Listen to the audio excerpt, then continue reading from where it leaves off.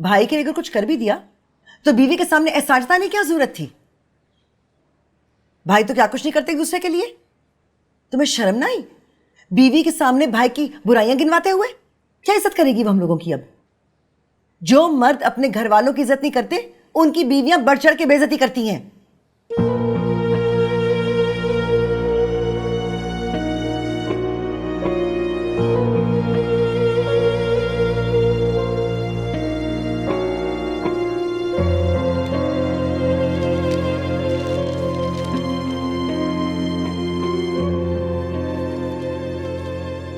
और ये बीवियों क्या पटिया पढ़ा रहे तुम कि उसे इस घर में सिर्फ तुम्हारी खुशी और आराम के लिए लाया गया है?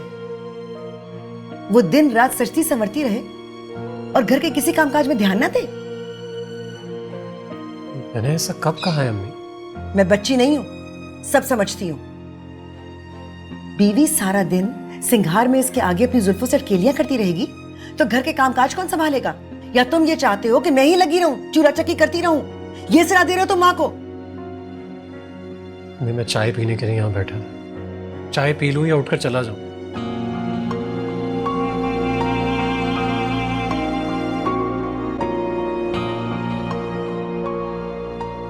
सोबिया के रिश्ते की बात तुम तय ही समझो।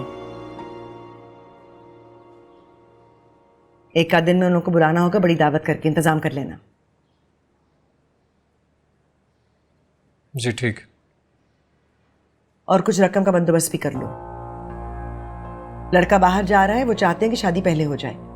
हो सकता है इसकी शादी जल्दी में करनी पड़े। तुम बड़े भाई हो, सब कुछ तुम्हें ही करना पड़ेगा।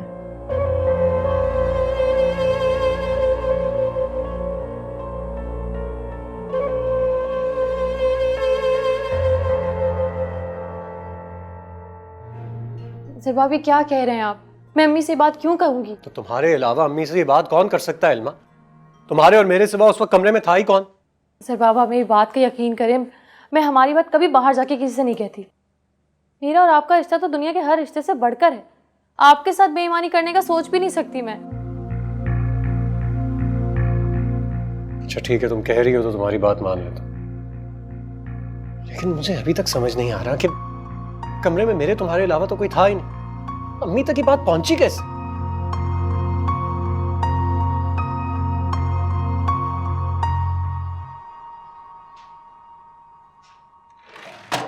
ये खिड़की बंद ही रखा करो, बेहतर रहेगा। सुनो, ये रामेश हसन के साथ तुम लोगों के ताल्लुकात कितने अच्छे हैं? तुम उनसे आरिफ की नौकरी की बात कर सकती हो ना? मैं उनसे बात करूं? इसमें हर्ज क्या है इल्मा? लोग तो अपने इतने अमीर रिश्तेदारों से इतने काम निकलवाते हैं और तुम इतनी छोटी सी बात उनसे नहीं कह सकती हो? उनके लिए तो बहुत मामूली सी बात होगी, वो छुट्टियां बजाकर कर देंगे, लेकिन कम से कम मैं अपनी ख्वाहिश से बच जाऊंगा। तुम प्लीज उनसे बात कर लो।